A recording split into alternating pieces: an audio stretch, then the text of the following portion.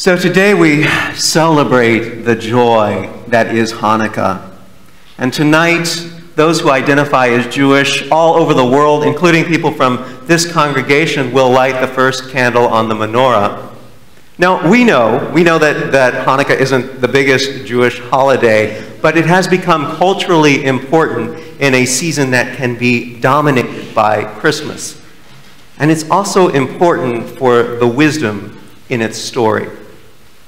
And to kind of frame for you why I think that wisdom is so needed at this time of year, I would like to talk about something I've observed about people at right around now. I've witnessed it in my own family. It starts right after Thanksgiving, and these sort of mysterious symptoms appear throughout the season. They're characterized by things like irritation, frustration, annoyance, feeling overwhelmed, feeling lonely, phantom aches and pains. It's gotten to be such a consistent thing in my family every year that we finally just named it Holidayitis. So we first noticed Holidayitis several years ago. My family gathers together every December, and for usually about a week, and we noticed that someone at that gathering, often more than one someone, was always struck with these particular symptoms. Now, at first we thought, well, it's the cold and flu season, and there's a piece of that there, but then we began to notice that there was always a pattern to this ailment.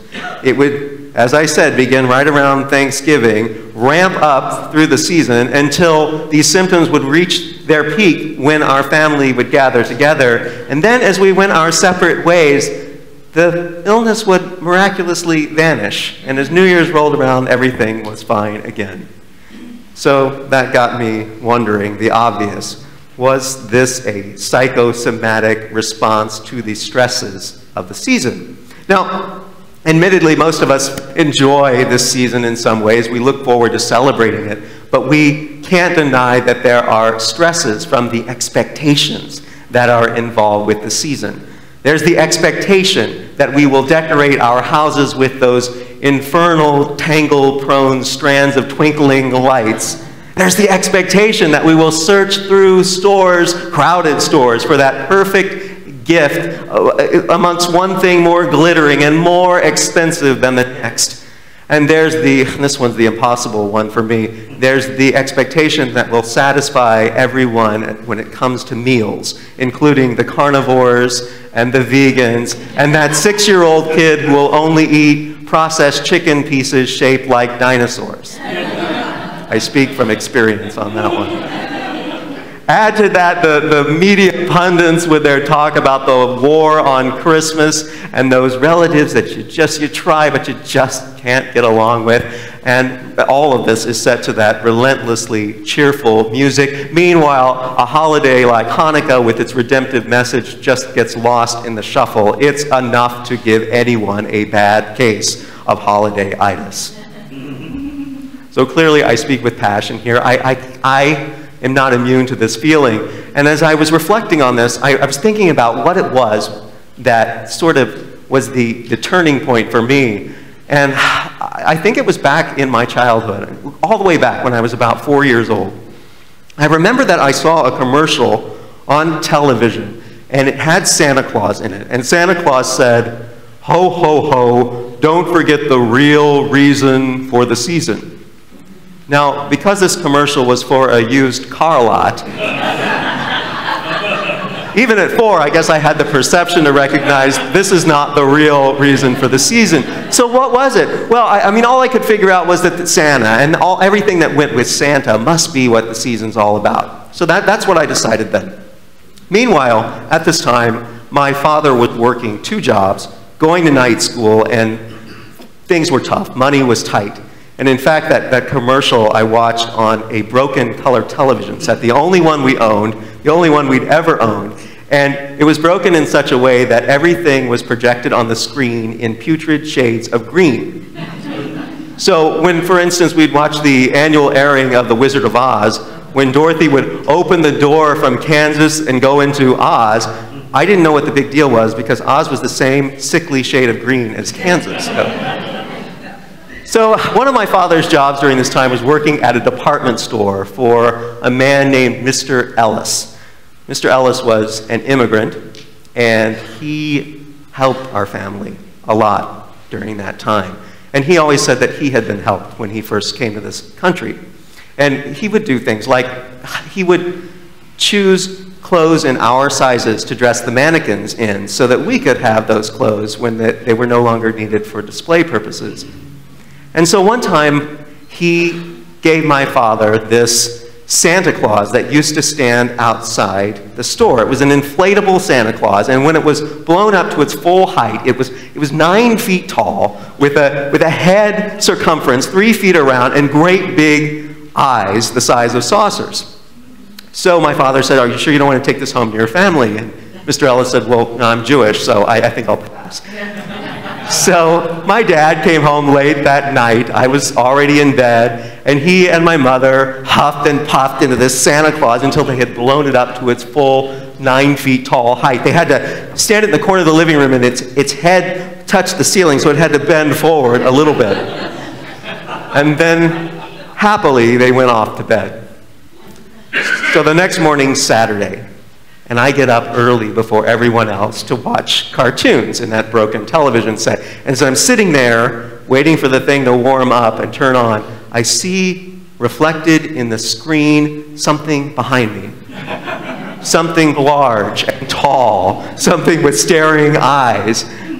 Slowly, almost frozen, I turn toward this thing and see that black buckled boot, the red legs above it, rotund body. But when I get to that face with those saucer staring eyes under ominous black brows, let me tell you, I let a shriek out that must have awakened the neighbors from their sugar plum dreams. I tore out of the room, up the stairs, and flung myself onto the safety of my parents' bed. My mom says that it was literally exactly that moment she had just awakened and said to my father, "Do you think Jason might be scared if he..." You think? So one thing I knew was that Santa was not the reason for the season. I knew that this overinflated Santa that we saw all around, that all of this stuff was a distraction from something, but what? I didn't know.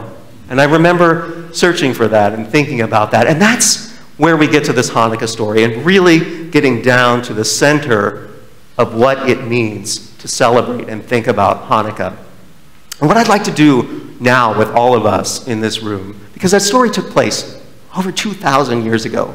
2,000 years ago, and so it doesn't seem relevant to our lives, but just for a moment, let's just turn this whole place into a time machine. Go back 2,000 years, and just imagine yourself in this place called Judea.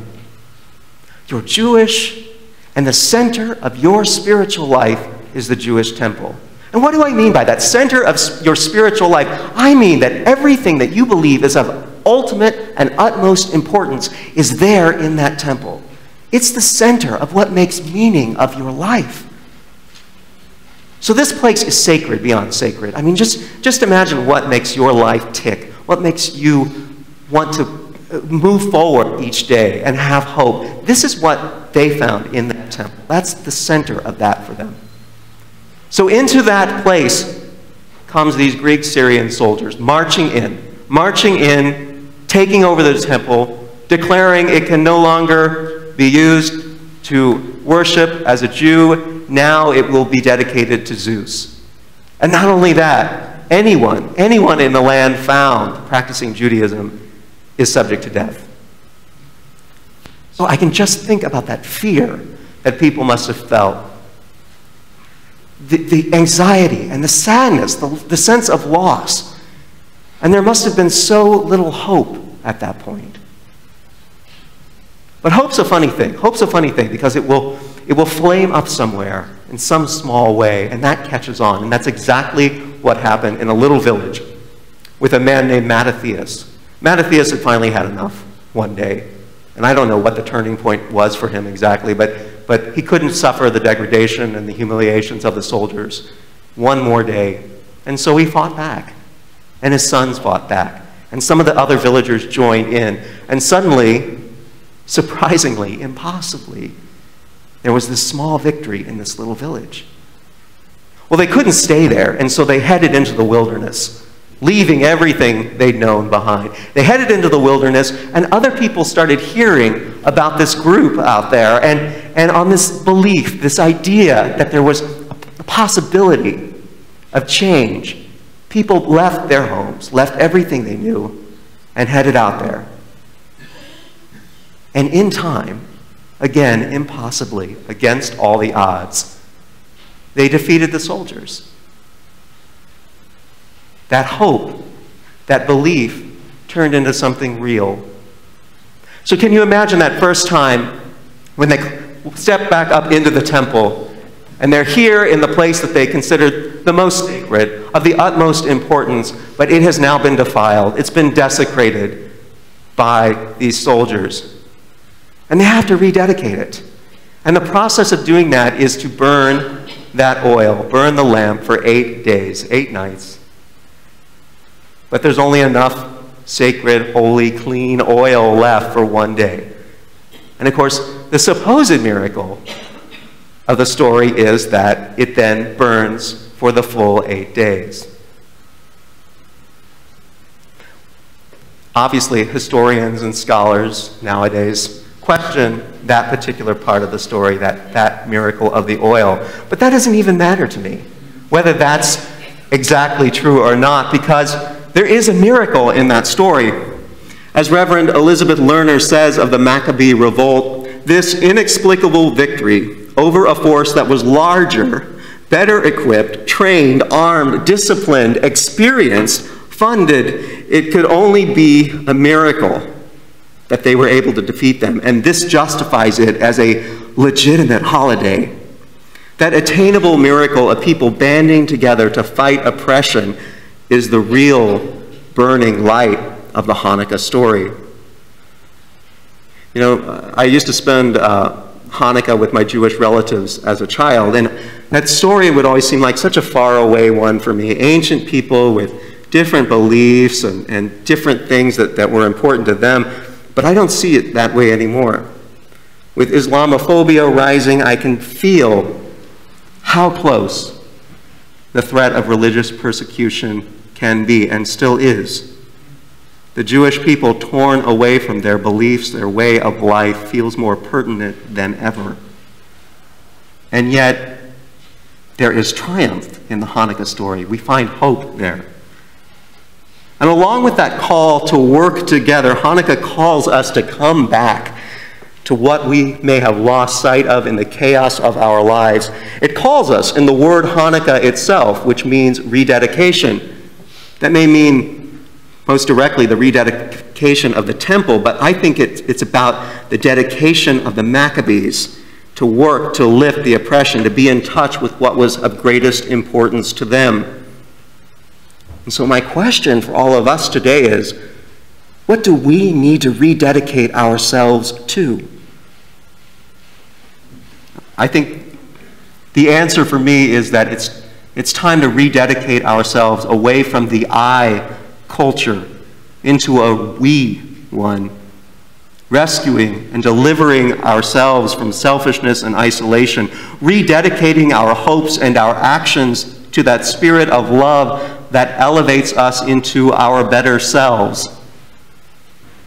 Dealing with Hanukkah in this way, getting to the heart of it in this way, that helps us deal with those symptoms of Holidayitis. It lets some of that air out of that overinflated Santa. It can remind us there are alternatives to the chaos and flashy glitz of the season.